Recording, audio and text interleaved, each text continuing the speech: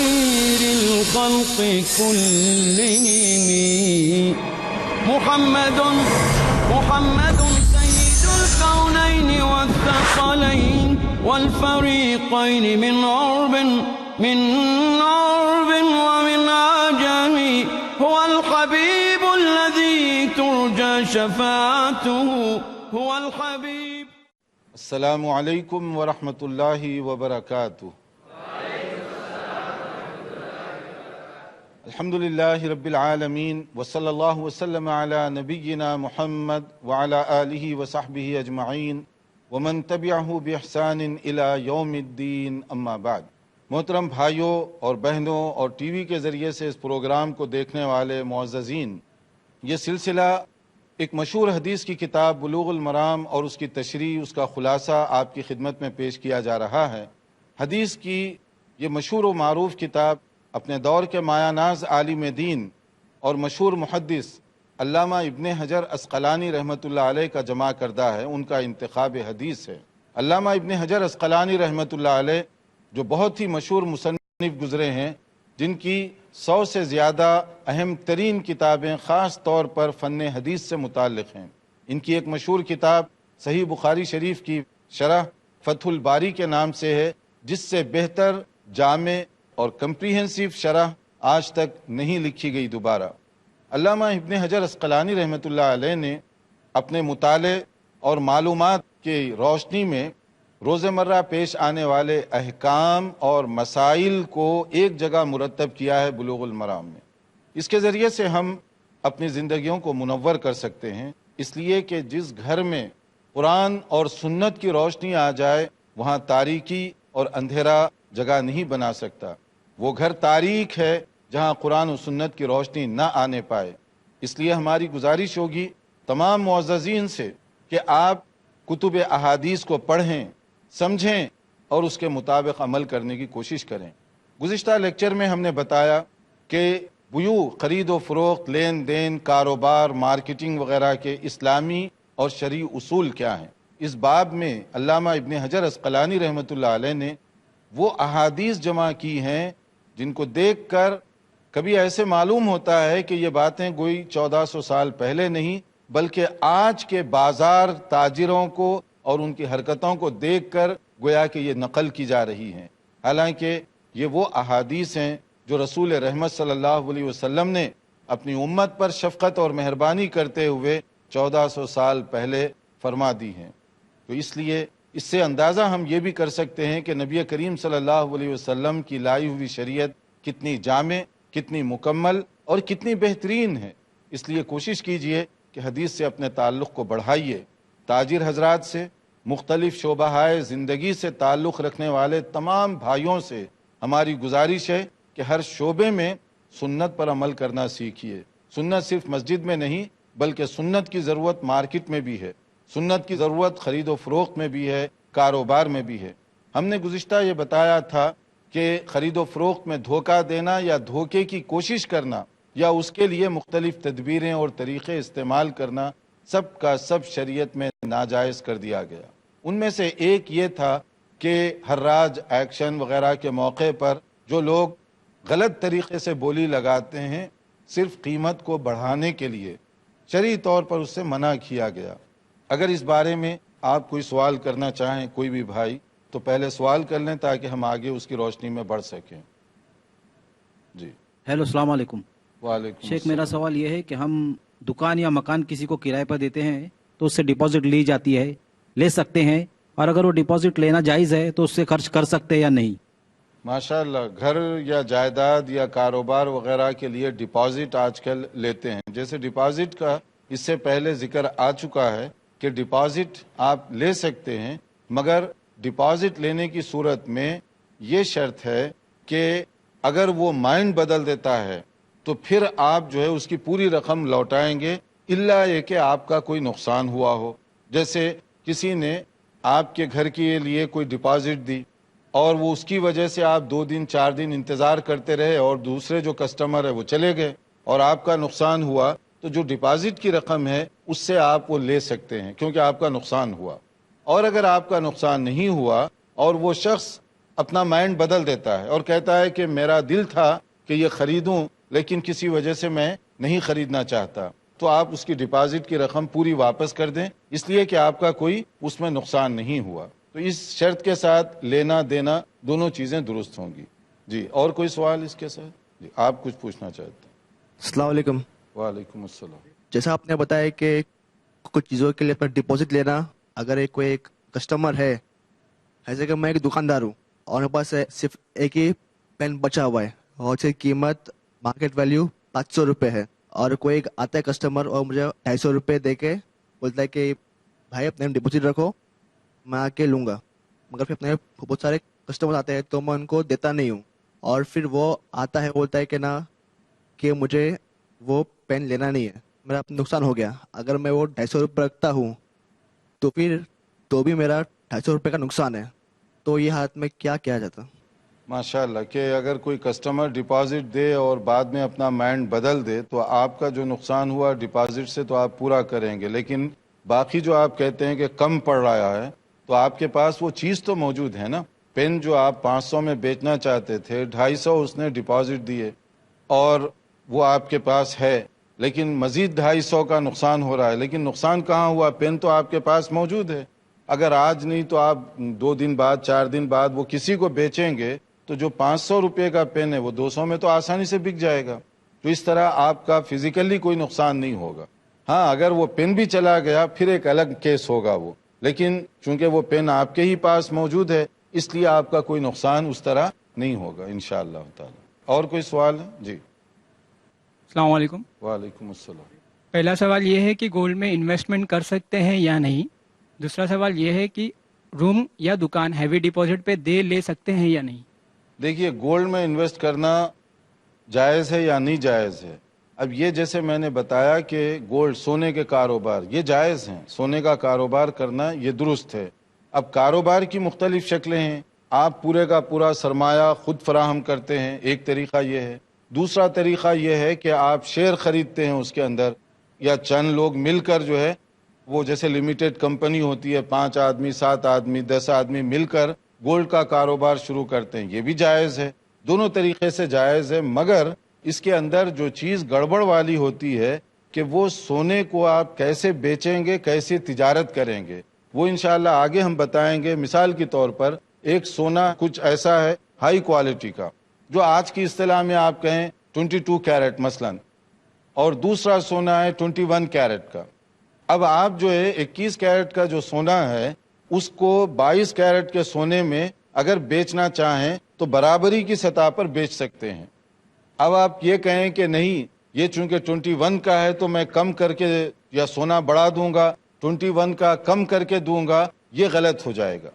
اگر آپ سونے کا کاروبار سونے سے کرنا چاہتے ہیں تو ایکسچینج، تو اس کی شرط یہ ہے کہ سونا برابر ہو اور کیش اسی وقت دے دیں آپ۔ لیکن اگر آپ سمجھتے ہیں کہ آپ کے پاس جو سونا ہے اس کی کوالٹی ہائی ہے، دوسرے کے پاس جو ہے اس کی کوالٹی عام ہے، اس سے کم ہے، تو آپ پہلے اس کی قیمت مقرر کر لیں، پھر اس کے بعد میں آپ قیمت سے بیچیں اس کو، اور جو پیسہ ملے اس سے آپ کم کوالٹی کا سونا خریدیں۔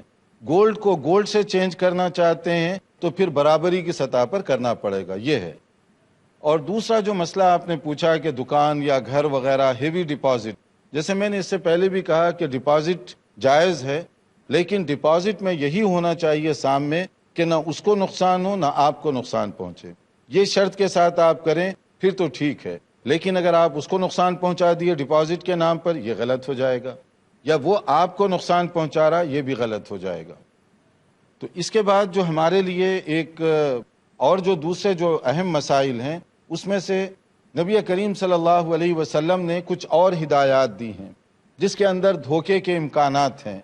جیسے اب آپ دیکھیے، ایک مشہور حدیث ہے جو ترمذی کی ہے، ابن ماجہ کی بھی ہے، ابو داؤد وغیرہ کی بھی وہ روایت ہے، ان نبی صلی اللہ علیہ وسلم نہا عن المحاقلۃ والمزابنۃ والمخابزۃ وعن الثنیا الا ان تعلم۔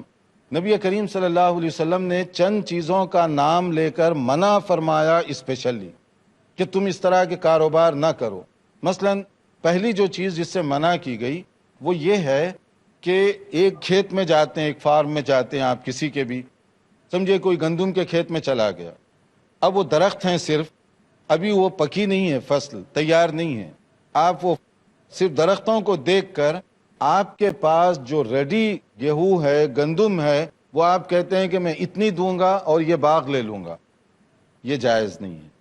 کیوں جائز نہیں ہے؟ اس لیے کہ آپ کو یہ نہیں معلوم کہ اس کی جو فصل ہے اس سے کتنا آپ کو ملے گا. جتنا آپ دے رہے ہیں اتنا ملے گا, کم ملے گا, زیادہ ملے گا, کوئی اندازہ نہیں ہے. صرف آپ وہاں پر درخت ہیں اس کو دیکھ کر, یا چھوٹے چھوٹے ابھی پودے ہیں اس کو دیکھ کر آپ بھاؤ لگا دیں گے, یہ بات غلط ہو جائے گی. اسی طرح سے ایک اور جو چیز ہے کہ عموماً یہ ہوتا ہے کہ مثلاً خشک میوہ ہے, ڈرائی فروٹ ہے, مثلاً کوئی بھی, جیسے آپ لے لیں کشمش سلطانہ, وہ آپ کے پاس ہے, اور درخت پر کیا ہے, انگور لگے ہوئے ہیں. اب آپ دونوں کا کرنا چاہتے ہیں, معلوم کریں کہ پہلے دونوں کے اندر وزن, بھاؤ وغیرہ, پھر آپ کر سکتے ہیں, لیکن اس طرح نہیں کرنا.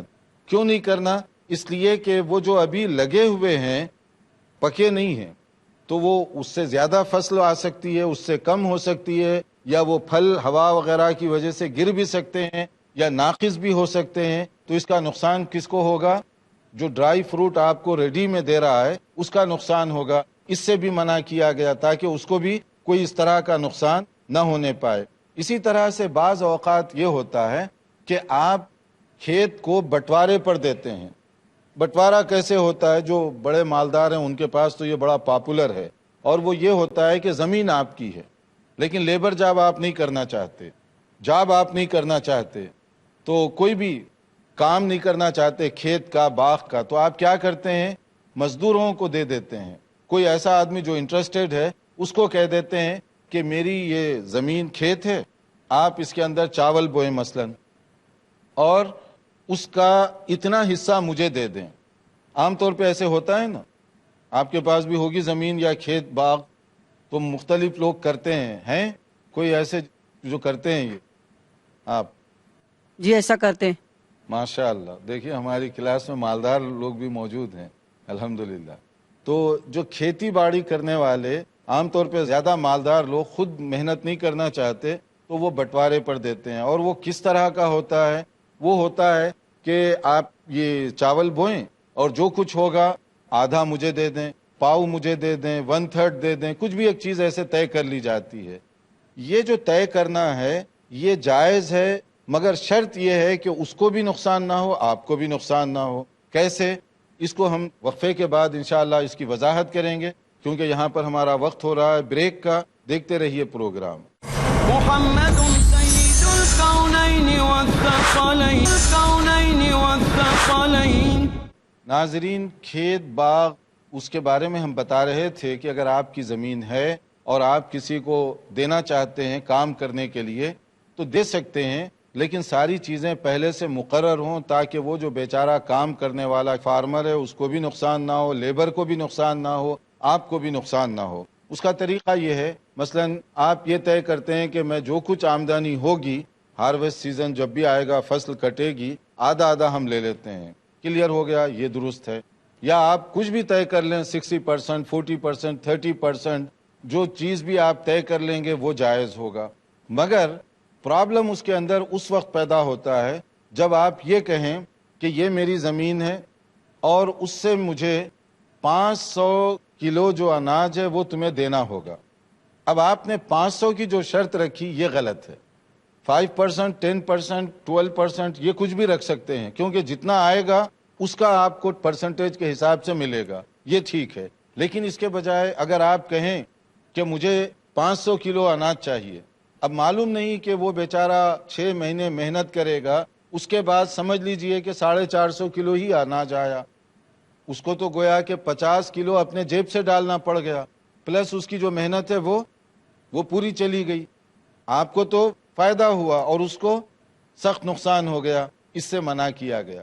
اسی طرح سے بعض اوقات ایسے بھی ہو سکتا ہے کہ آپ یہ کہتے ہیں کہ 500 کلو کے بجائے یہ میرا پورا باغ ہے, اس کو تم لے لو, مگر اس میں سے جو بھی فصل کٹے گی یہ مخصوص جو جگہ ہے ایک ایریے کو پوائنٹ کر کے یہاں سے جو بھی پیدا ہوگا وہ میرا ہوگا. یہ غلط ہے. کیونکہ وہاں سے اچھا بھی ہو سکتا ہے، برا بھی ہو سکتا ہے. پھر لڑائی جھگڑے کی بات ہے کہ آپ کہہ رہے ہیں کہ پورا کھیت تمہارا مگر یہ مخصوص ایریا میرا ہے، تم ہی کرو محنت، مگر جو اس سے پھل پیدا ہوگا وہ مجھے دینا چاہیے اس ایریے کا، وہ بھی چیز غلط ہو جائے گی.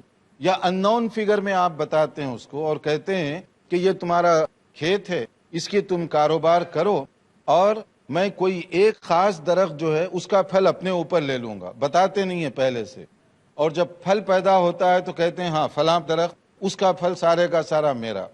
اس میں دہقان جو کام کرنے والا کسان ہے اس پہ ظلم ہے، اور یہ ظلم شریعت پسند نہیں کرتی.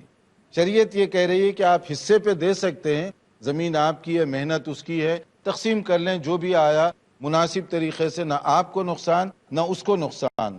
اور اسی طرح سے ایک چیز یہ ہوتی ہے کہ آپ ان ایڈوانس اس سے لے بھی رہے ہیں پیسے، مثلا زمین آپ کی ہے، ان ایڈوانس آپ پیسے بھی لے لیے اور اس کے بعد زمین دیتے ہیں. اگر کوئی حادثہ ہو گیا، آندھی آ گئی، طوفان آ گیا، سیلاب آ گیا اور اس کی پیداوار کچھ نہیں ہوئی، تو آپ جو پیسہ لے رہے ہیں وہ کس بات کا پیسہ؟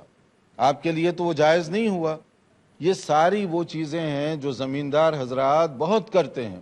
اسی لیے اکثر و بیشتر جو کسان ہیں، جو کام کرنے والے ہیں، رات دن محنت کر کے ان کو عموماً کچھ نہیں ملتا. پوری محنت کر کے 6 مہینے 7 مہینے کے بعد جب فصل کٹتی ہے پھر بھی ان کو قرض ہی لینا پڑتا ہے اپنا گزارا کرنے کے لیے. تو نبی کریم صلی اللہ علیہ وسلم نے یہ جو انداز ہے، یہ جو طریقے ہیں، اس سے منع فرمایا تاکہ کسی پر بھی کوئی اس طرح کا ظلم یا اس طرح کی زیادتی نہ ہونے پائے. اسی طرح سے دیکھیے اور کچھ چیزیں جس سے منع کیا گیا. نہا رسول اللہ صلی اللہ علیہ وسلم عن المحاقلتی والمخاضرتی والملامستی والمنابذتی والمزابنتی، کہ نبی کریم صلی اللہ علیہ وسلم نے ان چیزوں سے منع فرمایا جو صحیح بخاری کی حدیث ہے. اب اس کے اندر کون کون سی چیزیں بتائی گئیں، جس میں سے کچھ تو پہلی گزر چکی، لیکن کچھ یہ ہیں ملامسہ، ٹچ کرنا. ٹچ کرنے کا مطلب یہ ہے کہ آپ مارکیٹ میں جاتے ہیں اور وہ کہتا ہے کہ آپ آنکھ بند کر لیں اور یہ کپڑے کی دکان ہے، اس پر ہاتھ رکھ دیں. جس پر آپ ہاتھ رکھ دیں گے وہ آپ کا کپڑا ہے اور اس کی اتنی قیمت ہوگی. قیمت پہلے لے لیتا ہے وہ. اب آپ آنکھ بند کر کے اس کو ٹچ کرتے ہیں، کیا معلوم کہ آپ کا ہاتھ پیور سلک پہ جاتا ہے یا نہیں تو کھادی اور کاٹن کے اوپر جاتا ہے. اب دونوں کی قیمت تو ایک جیسی نہیں ہوگی. اب اس کے اندر کیا ہے، اگر آپ ریشم کے اوپر ہاتھ رکھ دیے تو فائدہ کس کا ہوا؟ آپ کا ہوا. اور اگر کاٹن پہ آپ کا ہاتھ چلا گیا تو اس کا فائدہ، آپ کا نقصان. اب جھگڑیں گے آپس میں، گلا پکڑیں گے کہ نہیں تم نے جو ہے چیٹ کی ہے، تم ایک آنکھ سے دیکھ رہے تھے یا 2 آنکھیں بند نہیں کی تھی. کچھ بھی ایک جھگڑا ہو سکتا ہے. اس لیے شریعت کہتی ہے کہ ایسا نہیں، آپ جو ہے کلیئر کٹ آنکھیں کھول کر دیکھو کوالٹی کو، قیمت طے کرو اور اس کے مطابق خریداری کرو. یہ کیا ہے آنکھ بند کر کے ہاتھ رکھنا اور پھر قسمت آزمانا کہ کہاں میرا ہاتھ جاتا ہے. یا اسی طرح سے کبھی ایسے ہوتا تھا پہلے زمانے میں کہ وہ کہتے تھے کہ میں جو ہے ایک کپڑا پھینکوں گا یا کوئی چیز پھینکوں گا، مثلا کپڑے کے کاروبار کرنے والے، جہاں وہ گرے گا وہ کپڑا آپ کا. اب وہ آپ کے پھینکنے کی اسکل پر ہے کہ کون سے کپڑے پر گرتا ہے آپ کا نہیں معلوم. تو اب جہاں پر وہ گرے گا پھر ایک فتنہ اور فساد پیدا ہوگا اس کی وجہ سے، ہوتا ہے نا. اس لیے شریعت ان تمام چیزوں کا دروازہ بند کر دی. اب دیکھیں گے آپ یہی چیزیں مارکیٹ میں ابھی بھی ہوتی ہیں. بعض لوگ جو ہے وہ کہتے ہیں نا کہ قرے کی بنیاد پر چٹھی نکالیں گے اور اس کی بنیاد پر ہم بھاؤ تاؤ کریں گے. اب آپ کا دل ڈوبے جا رہا ہے کہ پتہ نہیں وہ چیز مجھے اچھی ملے گی یا بری ملے گی. فالتو چیز ملی تو آ کر کیا کریں گے؟ آ کر گھر والی بھی ناراض ہوگی، وہ لڑائی شروع کر دے گی کہ یہ پھینکنے کی چیز گھر کیوں لے آئے. پیسے بھی گئے اور میاں بیوی کے جو ہے تعلقات بھی خراب ہو گئے. عام طور پہ ایسے بھی ہوتا ہے. یا اسی طریقے سے بعض اوقات ہوتا ہے کہ آپ کے پیسے زیادہ چلے گئے اور پھر آپ نے دکاندار سے لڑائی شروع کر دی. تو ان سب چیزوں سے منع کیا گیا. خریداری کے لیے جاؤ تو کلیئر کٹ دیکھو، تم نمونہ دیکھو، قیمت طے کرو اور اسی کے مطابق بھاؤ تاؤ کرو. یہ نہیں ہے آنکھ بند کر کے لینا، کسی چیز کو پھینکنا یا ویسے ہی کہیں چلے جانا، کہیں ہاتھ پڑ گیا، کہیں میں وہ بول دیا تو یہی میرا ہو گیا. یہ سب چیزیں غلط کر دی گئی. لیکن اب آپ عام طور پہ دیکھیں، خاص طور پہ یہ جو فٹ پاتھ کے کچے کاروباری ہیں، زیادہ تر یہی کاروبار کرتے ہیں، اسی طرح سے کاروبار ان کے چلاتے ہیں۔ اب آپ دیکھیے کہ یہ سب چیزیں منع کی گئیں، شریعت میں ان سب چیزوں سے روکا گیا، مگر اکثر و بیشتر لوگ ان چیزوں پر سمجھے بغیر بھی عمل کرتے ہیں۔ ایک اور مارکیٹ کا بڑا پرابلم، ہمارے دکاندار حضرات اس پروگرام سے ہمارے خلاف ناراضگی کا اظہار نہ کریں، کیونکہ ہمارا مقصد صحیح معلومات پہنچانا ہے۔ ہم چاہتے ہیں کہ ہماری آخرت دنیا سے زیادہ بہتر اور کامیاب ہو۔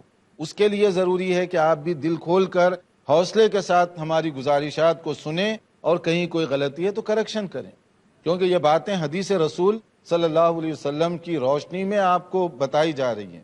ہمارا چونکہ ٹائم ہونے والا ہے، اگر یہاں پر کوئی سوال ہے تو آپ قبل اس کے کہ ہم پروگرام کو ختم کریں، کوئی سوال اگر ہے تو آپ پوچھ سکتے ہیں اس بارے میں۔ جی، آپ کچھ پوچھنا چاہتے ہیں؟ السلام علیکم۔ وعلیکم السلام۔ ابھی جو پیٹرولس وغیرہ ہیں، جب الیکشنز آتے ہیں تو بہت سستے ہو جاتے ہیں، تو کیا ہم وہ پیٹرول یا گولڈس وغیرہ خرید سکتے ہیں؟ کیونکہ ہم کو معلوم ہے کہ وہ الیکشن کے بعد مہنگے ہونے والے، تو کیا ہم ایڈوانس میں خرید کے رکھ سکتے ہیں؟ تو ابھی تو میں ڈر رہا تھا کہ جو ہے نا صرف تاجر ہمارے خلاف ہوں گے، اب پولیٹیشین کو بھی آپ ہمارے خلاف کر دیں گے۔ تو دیکھیے، اصل میں مسئلہ جو سیاسی لوگ ہیں جن کے پاس اس طرح کی چیزیں ہیں، یہ سب چیزوں کا تعلق ہوتا ہے امانت داری، دیانت داری کے ساتھ۔ لیکن اگر مارکیٹ کا ایک ریٹ انہوں نے مقرر کر دیا، آپ اس کو خریدتے ہیں اور بعد میں سیل کرتے ہیں، تو آپ کے لیے تو درست اور جائز ہے، کیونکہ آپ جو کہہ رہے ہیں الیکشن کے بعد وہ سستے بھی ہو سکتے ہیں، لیکن اس میں ایک دوسری بات ہے، مہنگے بھی ہو سکتے ہیں، اس کی قیمت اوپر بھی جا سکتی ہے۔ تو خرید و فروخت میں یہی تو ہے نا، تجارت میں رسک تو ہے، نفع بھی مل سکتا ہے، کبھی کبھی گھاٹا بھی ہو سکتا ہے، نقصان بھی ہو سکتا ہے۔ تو اگر سستے زمانے میں آپ کوئی چیز خریدتے ہیں اور پھر اس کی قیمت بڑھا کر بیچتے ہیں نفع کے طور پر، یہ منع نہیں ہے۔ البتہ غلط طریقے سے ذخیرہ اندوزی کرنا یہ غلط ہے، کہ آپ جو ہے مارکیٹ میں شارٹیج کرنے کے لیے چیز کو خود خرید لیں اور جب لوگوں کی ضرورت ہو نہ نکالیں، جب چیز مہنگی ہو گئی پھر مارکیٹ میں لے آئیں، یہ چیز غلط ہے۔ یہ اور اس طرح کے بہت سارے سوالات ہیں جس کا تعلق موجودہ حالات کے ساتھ ہے کہ خرید و فروخت میں کیا کرنا چاہیے اور کن چیزوں سے شریعت منع کرتی ہے۔ دیکھتے رہیے ہمارا پروگرام، انشاءاللہ تعالی نئی معلومات کے ساتھ آئندہ لیکچر میں حاضر ہوں گے۔ والسلام علیکم ورحمۃ اللہ وبرکاتہ۔ مولاي صل وسلم دائما أبدا على حبيبك خير الخلق كلهم محمد سيد الكونين والثقلين والفريقين من عرب ومن